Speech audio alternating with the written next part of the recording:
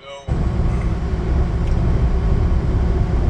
know, it's funny that I always tell brothers that as black men, not only are you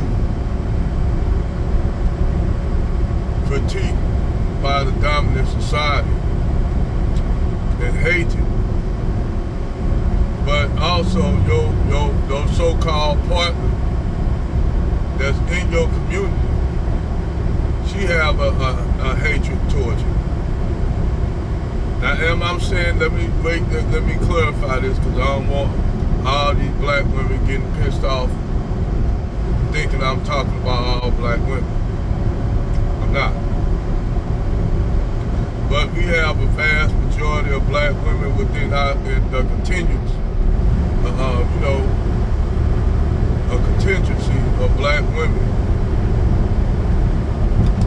who work side by side with white supremacy. Now, many of the videos that I have put up on my X channel and TikTok and YouTube, not too much TikTok because my channel be flagged a lot on TikTok.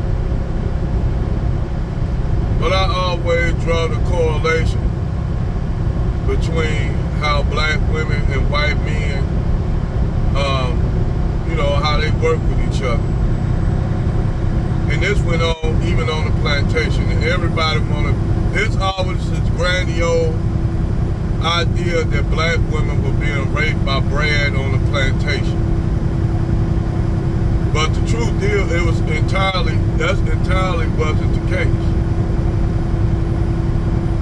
See, when you mention this shit, they will, the so-called pro-black niggas, they will attack it and say that we are wrong for, like the Umar Johnson, all these types that call black women queens. They will call them queens. When you had a lot of these black women doing slavery that actually owned slaves. And this is why reparations is a problem. This is why reparations, see, the truth is more painful than you can possibly imagine, especially for black men.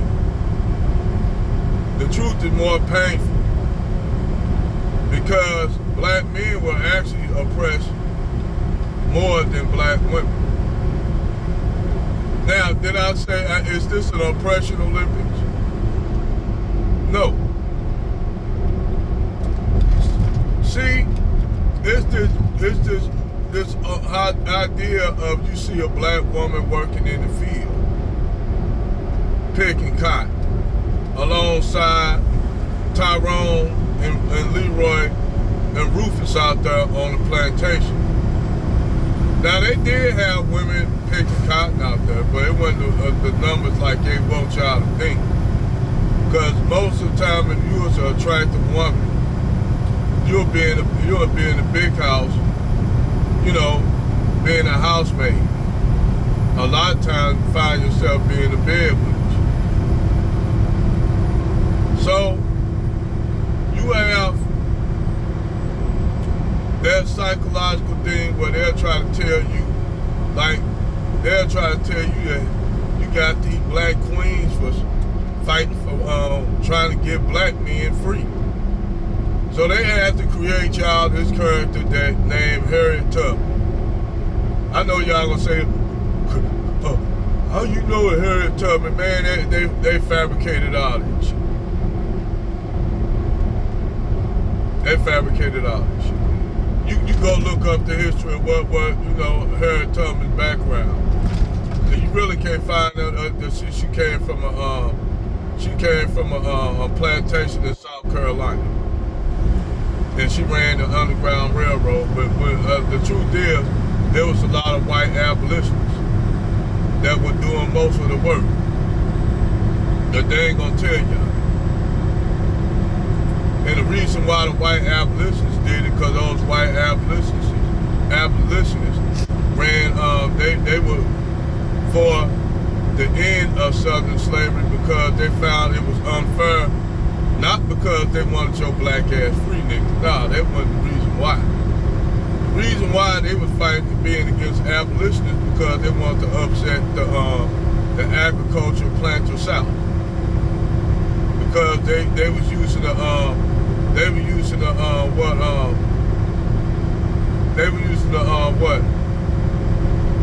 it, what's that called that word?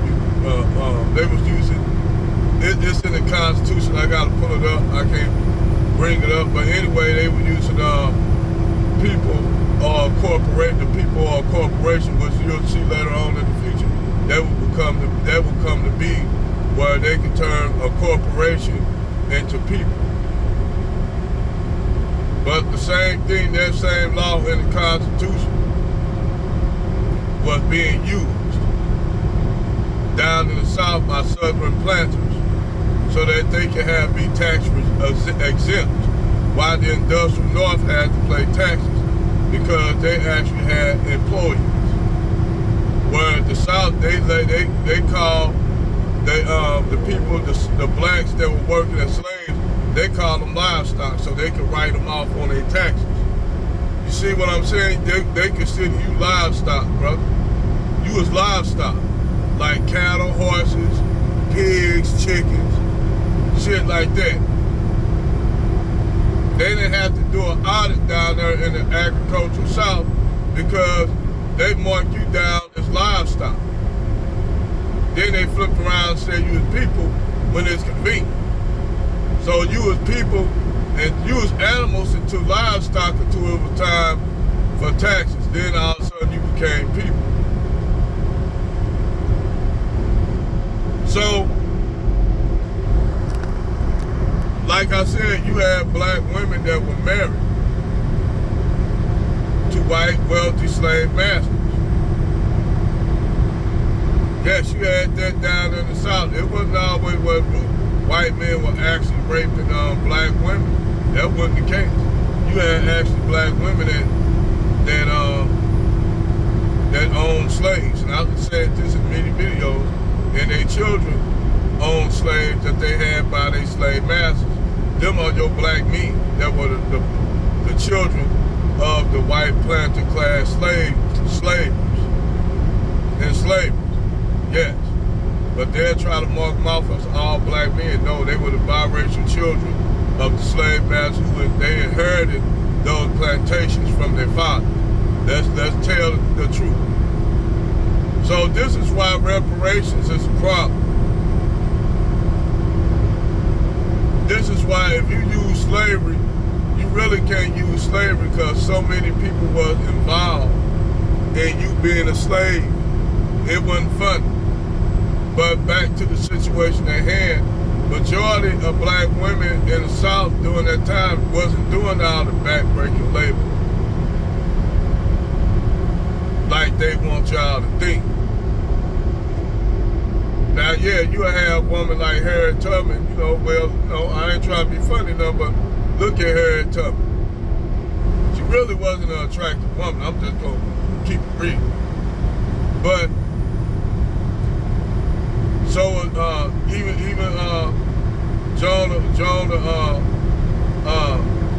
Sojourner, these women wasn't very attractive.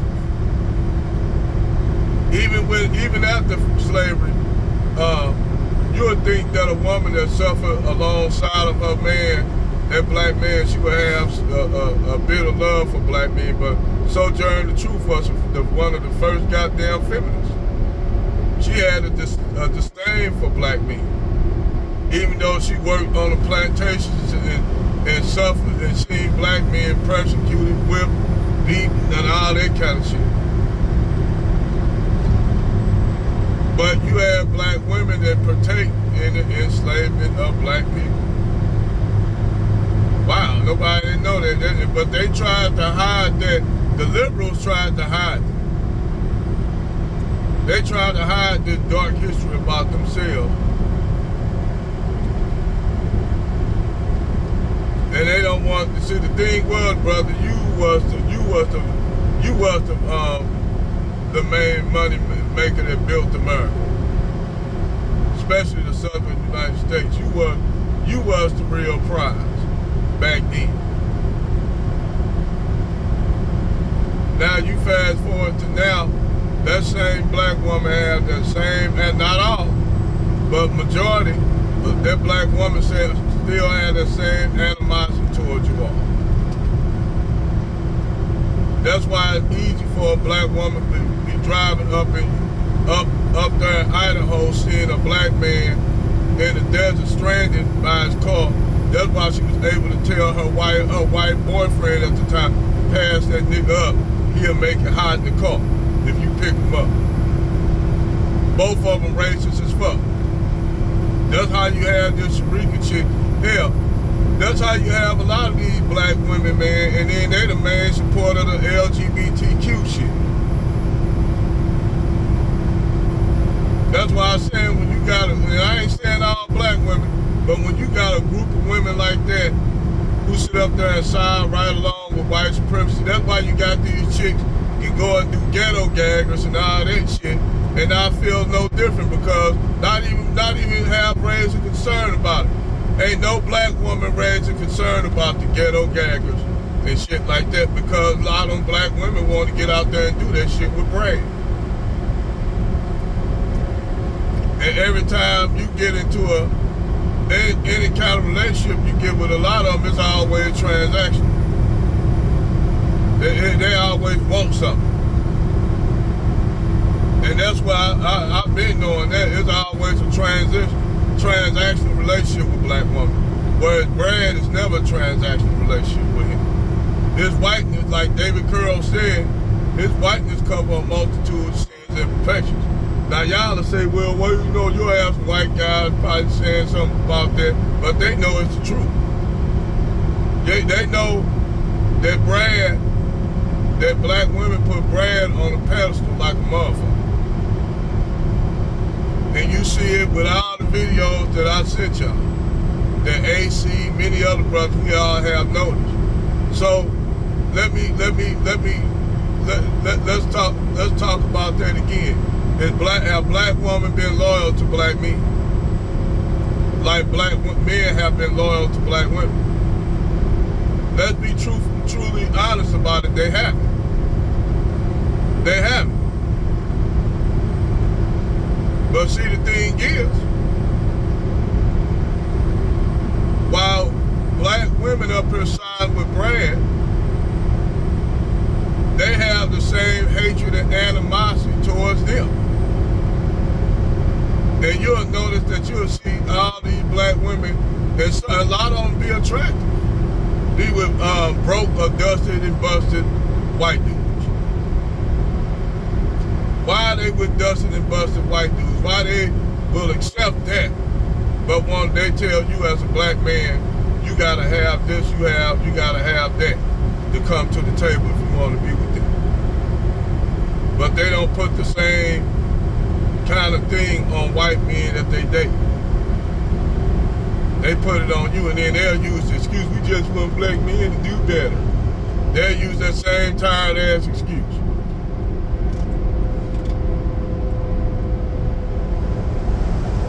Because the truth, they're actually stranger, you know, than non-friction. The truth is that actually, that black woman don't see herself as the same as you.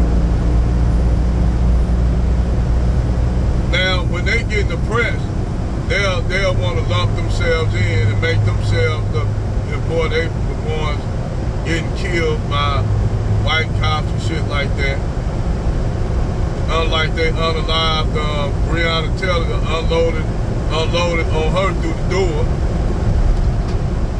They just unloaded on her through the door and she walked through the door. Or Sandra Bland being hung down there, this show you the white society have even a contempt for her. But they'll use her to keep us subjugated.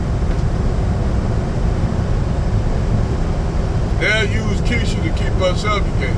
Keisha been their best tool since the plantation. Hell, since Daughters of the Trade. If y'all get that book, Daughters of the Trade, which a lot of black women They were trying to go at that white woman for writing that book, Daughters of the Trade, saying she was using divide and conquer tactics. But black women always have been divided from black men. So why they gonna worry about divide and conquer tactics now? When a lot of them, not all, but a vast majority of them work with white supremacy. Like I said, you have black women with having straight relationships with white supremacists. Yeah, they have children with white supremacists. All that shit, the notes I put of this biracial chick, she was writing about the relationship between her mother and her father. How her dad was a unemployed, dusty white dude, and that was a racist son of a bitch, and she hated, and he never did nothing for her. And it takes biracial chicks, and this proves another point too. Why they have a lot of black women have a love and hate relationship with biracial women or light-skinned women. Because they know a lot of times, due to the colorism in the black community, a lot of those women actually talk to their sons. Even back then, the self-hatred was ever so clear. Back when Madam T.J. Walker, with the hot comb and shit like that. All that self-hating, and they celebrate. Oh, she the first one invented the hot comb, like everybody else used hot combs too, more than black women. Like that's like a hot comb.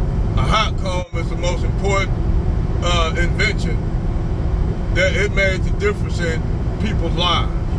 Only made a difference in black women's lives. And y'all listen to this and think, oh, you must hate black women. No, they ain't hate no black women, but it's gonna tell the truth to shame the devil. Like I said, black women put more restrictions on you. You gotta be a super street nigga, or you gotta come to the table with all this shit that you don't have.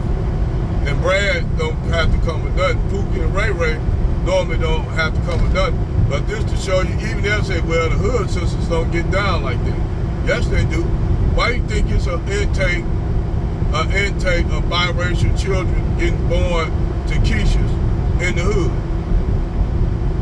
And these black women, these hood chicks, be laying up with white dudes having bastard kids, Arabs at the corner store. They don't even be marrying these women, just knocking them up full of Arab babies. They gotta have somebody lay some pipe in. They don't got no wife over there.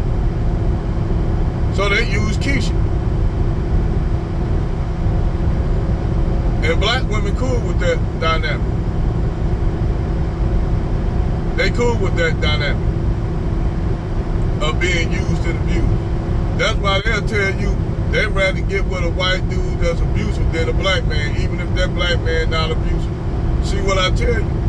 They tell you, man, pretty much, they choose it. But the thing is, well, both of them white supremacists, Brad and his, what I call Ku Klux Keisha, they have a problem with you choosing white women. They have a problem with you being with a white woman.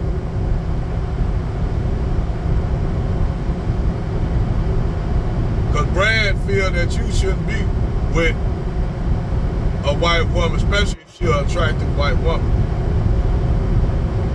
And black women feel if you ain't validated, that's the only thing they worry about your validation is when you got a Becky on your side. When you got a Becky on your side, then they gonna worry about your validation. If you go on and chase and pursue black women, they ain't gonna worry about your validation. They want the validation of Brad. But by them knowing that the white woman is her enemy, by you getting the white woman to her, a lot of them think that's flexing. Because in their head, They don't care about your validation. They only care about brand's validation. They only care about your brand. Your validation is when you're a successful brother with a Becky or a Chung Lee or any non-black woman. Then that's when they worry about your validation. When you with other groups of women, your validation, they feel like you taking your validation away. Even though they don't accept your validation, like, we don't give a damn. We still need you to be chasing behind us. And that's what Sharika said. Black men, they don't leave their wealth with us. Why should we leave our wealth with you, Sharika? Y'all don't like us anyway. Y'all choose brand over black men anyway. So why should we leave any wealth we obtain with you? Well, y'all wealth ain't going back to the black community. Well, like y'all give a fuck about the black community.